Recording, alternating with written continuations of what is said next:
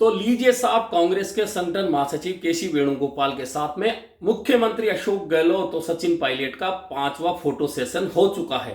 5वें photo session में एक बात जो हर फोटो सेशन में थी, उसके बाद केसी वेणुगोपाल की ओर से कही गई बात, ऑल इज वेल, दोनों नेता साथ हैं। और इस बार भी वही कहा गया कि दोनों नेताओं के नेतृत्व में चुनाव लड़ा जाएगा, यानी कि एक तरह से भुलावे में रखने का प्रयास किया गया है। और यदि दोनों नेताओं के नेतृत्व में चुनाव लड़ा जाएगा तो 4 घंटे आपने जो चर्चा की, मीडिया के सामने कहा कि 4 घंटे के लंबे डिस्कशन के बाद यह तय हुआ, तो क्या सिर्फ 4 घंटे के डिस्कशन में यह तय हुआ है कि अशोक गहलोत और सचिन पायलट के नेतृत्व में चुनाव लड़ा जाएगा, या फिर कुछ और भी तय हुआ है कि सचिन पायलट को जिस तरह से जुलाई 2020 में खड़े होकर, सड़क पर खड़े होकर हटाने का आदेश हुआ, उनके साथी मंत्रियों को हटाने का आदेश हुआ, उनके साथ के अग्रिम संगठनों के अध्यक्षों को सड़क पर खड़े होकर हटाने का आदेश हुआ, क्या वह सारी बातों को भुलाकर सचिन पायलट को कहीं एडजस्ट किया जा रहा है?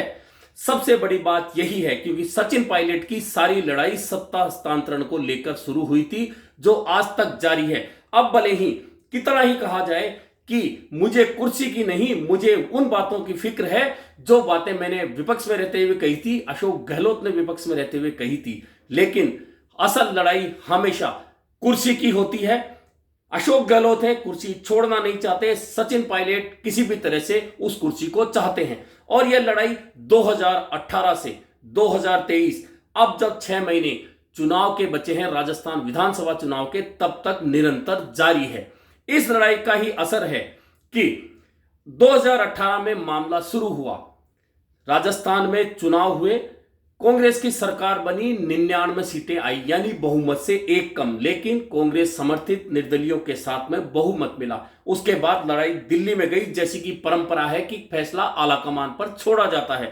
फैसला आलाकमान पर छोड़ा गया। उस दिन तक सचिन पायलट इतने कॉन्फिडेंस थे कि सोनिया गांधी और राहुल गांधी उनका पक्ष लेंगे, वे मुख्यमंत्री बनकर राजस्थान में लौटेंगे, उनका एटीट्यूड भी यही कह रहा था।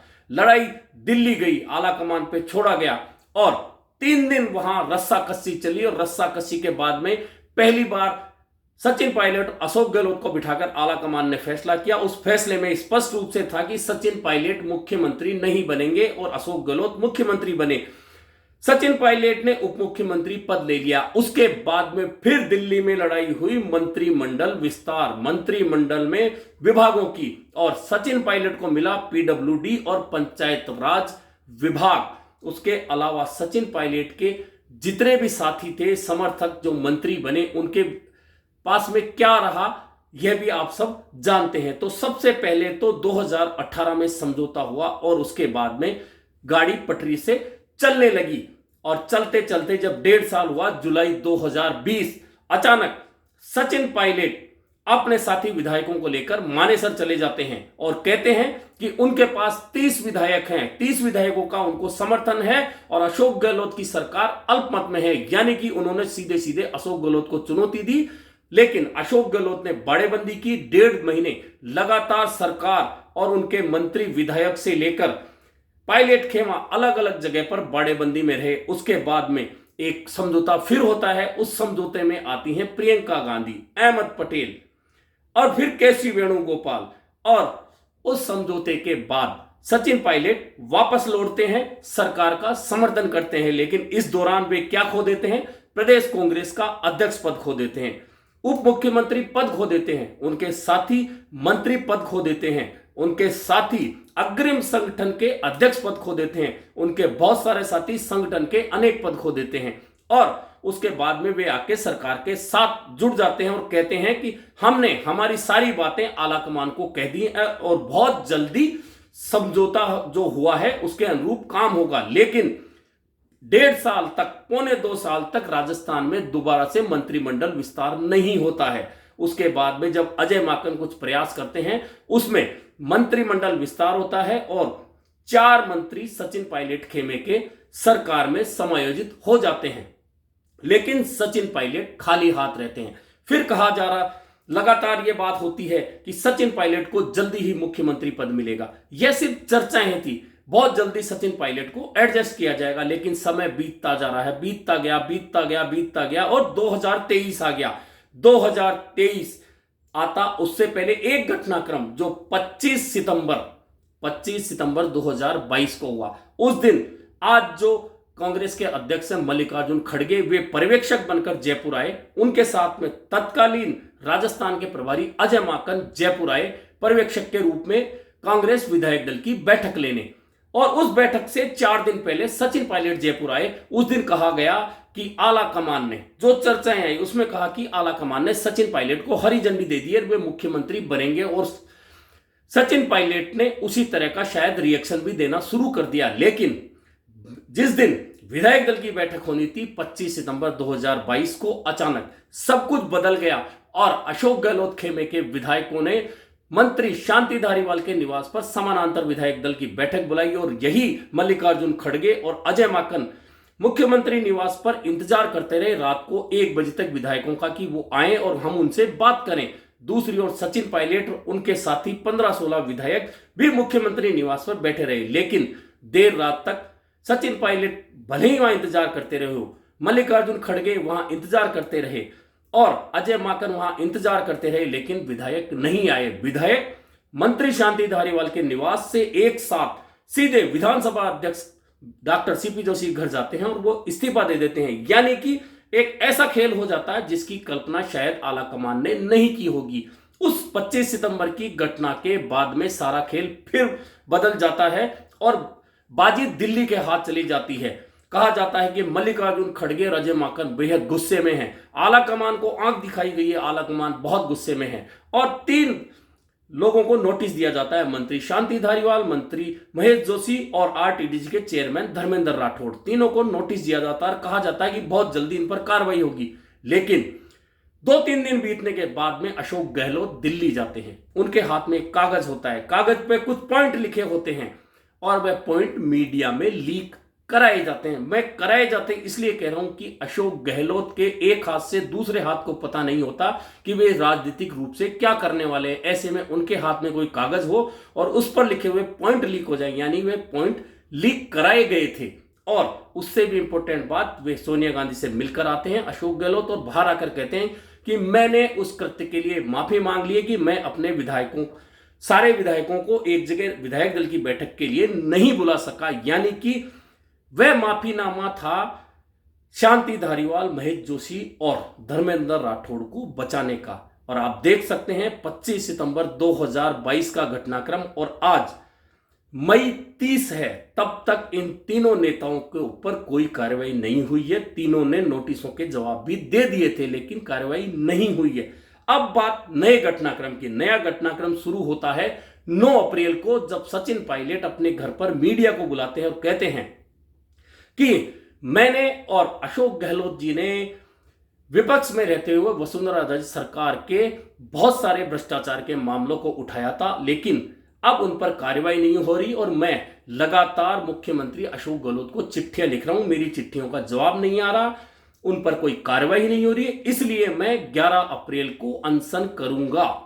वह अनशन होता है उससे पहले ही राजस्थान के प्रभारी जो अजय माकन के स्थान पर सुखजिंदर सिंह रंधावा बन गए थे, वे आते हैं और वे एक आदेश जारी करते हैं कि यह अनशन है, यह पार्टी विरोधी गतिविधि कहलाएगा। इसके बावजूद सचिन पायलट अनशन करते हैं और खासियत यह होती है उस अनशन के पीछे जो बैकड्रॉप लगता है, उस बैकड्रॉप से कांग्रेस गायब होती है। सिर्फ महात्मा गांधी होते हैं, पूरे दिन मौन अनशन चलता है और उसके बाद में फिर राजनीति दिल्ली की ओर जाती है। लगता है कि पार्टी सचिन पायलट से नाराज है, कोई कार्रवाई होने जा रही है, लेकिन बीच बचाव होता है। कमलनाथ जैसे सीनियर व्यक्ति जो कि सचिन पायलट के पिता राजेश पायलट के साथी रहे हैं, वे रमा पायलट से मिलते हैं, आला कमान से मिलते हैं, खड़गे से मिलते हैं, प्रभारी से मिलते हैं, सचिन पायलट से मिलते हैं और वह मामला शांत हो जाता है। और लग रहा था कि अब फिर से गाड़ी एकदम पटरी पे आ गई और स्मूथ चलेगी, लेकिन उसके बाद में फिर 9 मई को सचिन पायलट मीडिया को बुलाते हैं और इस बार वे कहते हैं कि मैंने जो मुद्दे उठाए थे, मैंने जो बातें कही थी, उन पर 1 महीने बावजूद कोई कार्रवाई नहीं हुई। मैंने अनशन किया था, अब 1 महीना हो चुका है, कोई कार्रवाई नहीं हुई, इसलिए मैं अब 11 मई से 125 किलोमीटर की यात्रा अजमेर से जयपुर तक करूंगा और जनसंघर्ष पदयात्रा लोगों के बीच जाऊंगा और इन मुद्दों पर बात करूंगा। और वही हुआ। 11 से 15 मई तक सचिन पायलट ने जनसंघर्ष पदयात्रा निकाली और उसमें जमकर अपनी सरकार यानी कि कांग्रेस की सरकार, अशोक गहलोत सरकार पर भड़ास निकाली, मुख्यमंत्री पर निशाने साधे गए। 15 मई को जब यात्रा की समाप्ति थी तो सचिन पायलट ने 3 मांगे रखते हुए अपनी सरकार को अल्टीमेटम दे दिया। पहला, आरपीएससी भंग हो, नई व्यवस्था लागू हो। दूसरा, पेपर लीक से जिन विद्यार्थियों को नुकसान हुआ है उन्हें आर्थिक मुआवजा दिया जाए। और तीसरा, वसुंधरा राजे सरकार के खिलाफ जो भी भ्रष्टाचार के मामले थे उनकी जांच हो। यदि यह जांच 15 दिन में नहीं हुई तो मैं प्रदेश स्तरीय आंदोलन करूंगा। और आज 30 मई है, उस अल्टीमेटम की आखिरी तारीख। लेकिन उस आखिरी तारीख से ठीक एक दिन पहले दिल्ली में कांग्रेस अध्यक्ष मल्लिकार्जुन खड़गे, संगठन महासचिव केसी वेणुगोपाल, राहुल गांधी और जितेंद्र सिंह, अशोक गहलोत शामिल होते हैं, एक चर्चा करते हैं। करीबन 3.25 घंटे तक ये 5 नेता चर्चा करते हैं। चर्चा में क्या होता है इसके बारे में अभी तक कुछ पता नहीं है। उस चर्चा के बाद में आखिरी के आधे घंटे के लिए सचिन पायलट को बुलाया जाता है और फिर आधे घंटे के बाद में केसी वेणुगोपाल, सचिन पायलट और अशोक गहलोत को लेकर बाहर निकलते हैं। मीडिया से कहते हैं कि 4 घंटे चले लंबे डिस्कशन के बाद में यह तय हुआ है कि अशोक गहलोत और सचिन पायलट के नेतृत्व में राजस्थान का चुनाव लड़ा जाएगा। राजस्थान चूंकि कांग्रेस के लिए बहुत स्ट्रॉन्ग प्रदेश है, इसलिए हम कर्नाटक की तरह वहां भी वापस आने वाले हैं। लेकिन वे ये तो कहते हैं कि 4 घंटे लंबा डिस्कशन हुआ, लेकिन वे ये नहीं कहते कि इस डिस्कशन में सचिन पायलट सिर्फ आधे घंटे की भागीदारी निभाने अंत में पहुंचे थे जब उन्हें बुलाया गया था। इससे पहले उनकी कोई भागीदारी नहीं थी। ना ही वे कहते हैं कि समझौता क्या हुआ और दोनों नेता किस बात पर माने, क्योंकि अशोक गहलोत ने दिल्ली पहुंचते ही 29 मई को सुबह कहा था कि कांग्रेस में ऐसी परंपरा नहीं है कि कोई नेता पद मांगे और उसे पद दे दिया जाए, और ना ही आलाकमान इतना कमजोर है कि कोई जाने वाला हो उसे रोकने के लिए पद दिया जाए। कि यानी कि अप्रत्यक्ष रूप से उनका इशारा सचिन पायलट पे था कि सचिन पायलट को पद देकर रोकने का प्रयास आलाकमान नहीं करेगा, क्योंकि आलाकमान कमजोर नहीं है और ना ही सचिन पायलट को मांगने पर कोई पद दिया जा सकता है। यानी कि इतनी बात तो अशोक गहलोत ने मीडिया के सामने मीटिंग होने से पहले ही कह दी थी।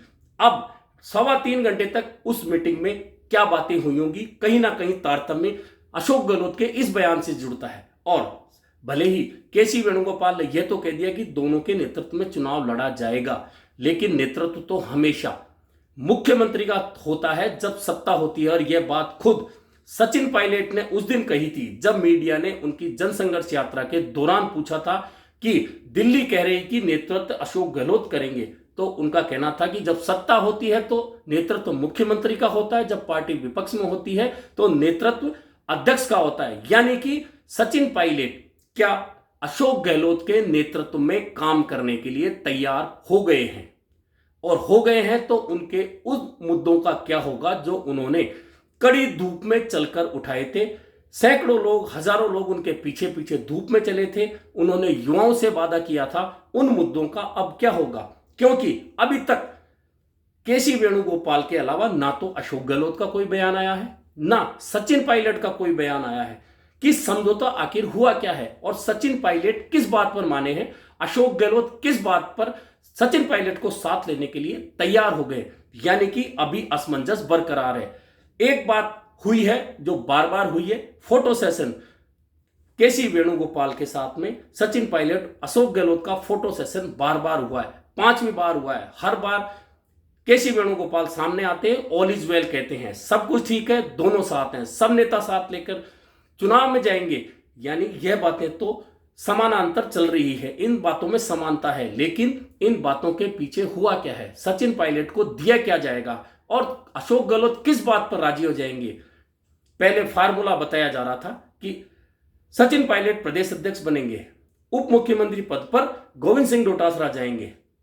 यह एक फार्मूला था जो चर्चाओं में आया था, लेकिन यदि इस फार्मूले पे कोई समझौता होता, यह फार्मूला होता, तो बाहर आके बताया जाता और खुद राहुल गांधी आकर बताते। और मैं बात इसलिए कह रहा हूं कि राजस्थान के मसले पर चर्चा से ठीक पहले मध्य प्रदेश की पूरी मीटिंग हुई थी, जिसमें मध्य प्रदेश के 15 से 16 नेता मौजूद थे। और उसके बाद में राहुल गांधी मीडिया से मुखातिब होकर कहते हैं कि हम 150 सीटें मध्य प्रदेश में जीतने जा रहे हैं। यानी कि राजस्थान के मसले पर राहुल गांधी ने एक शब्द भी बाहर आकर नहीं बोला। और केसी वेणुगोपाल ने बोला भी तो उन्होंने ऐसा कुछ नहीं कहा कि समझौता आखिरकार किस बात पर हुआ। एक बात कही गई कि दोनों नेताओं ने फैसला आला कमान पर छोड़ दिया। तो यह तो कांग्रेस की परंपरा हमेशा रही है, आला कमान पर फैसला छूटा तो अशोक गहलोत मुख्यमंत्री बनकर आए, आला कमान पर फैसला छूटा तो सचिन पायलट को सड़क पर खड़े होकर प्रभारी तत्कालीन अविनाश पांडे ने उप मुख्यमंत्री पद और अध्यक्ष पद से हटाने का ऐलान कर दिया। आला कमान के हाथ में फैसला गया तो 25 सितंबर की घटना पर जो भी हुआ, सचिन पायलट की मांग को दरकिनार कर 3 नेताओं पर कोई कार्रवाई आज तक नहीं हुई। और अब सचिन पायलट का अल्टीमेटम जो आज समाप्त हो रहा है, यानी कि अब सचिन पायलट या तो चुप रहेंगे या बगावत करेंगे या इन मुद्दों पर जनता के बीच जाएंगे।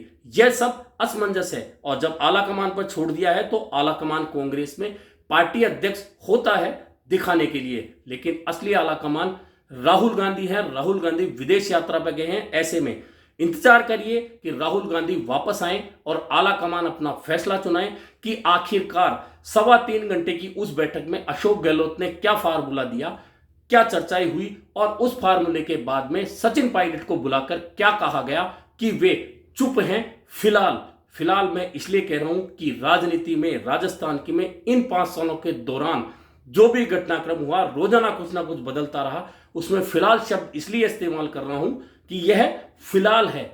कल क्या होगा किसी को पता नहीं, क्योंकि अब अशोक गहलोत को लोगों को जवाब नहीं देना, अब जवाब सचिन पायलट को देना है कि उनकी ओर से दिए गए अल्टीमेटम का क्या होने वाला है, क्या कार्रवाई होगी। क्योंकि जब 4.5 साल में कुछ नहीं हुआ तो अब सिर्फ 4 महीने में इसलिए कह रहा हूं, मई का एंड हो रहा है, जून, जुलाई, अगस्त, सितंबर, ये 4 महीने बचते हैं। अक्टूबर मिड में आचार संहिता लग जाएगी और नवंबर लास्ट वीक या दिसंबर पहले वीक में राजस्थान विधानसभा के चुनाव होंगे। यानी कि 4 महीने में क्या वसुंधरा राजे सरकार के घोटालों की जांच होगी, क्या वसुंधरा राजे को अशोक गहलोत सरकार जेल भेज देगी, क्या पेपर लीक के मामले को लेकर आरपीएससी को भंग कर नई व्यवस्था बन जाएगी, क्या छात्रों को आर्थिक पैकेज मिल जाएगा।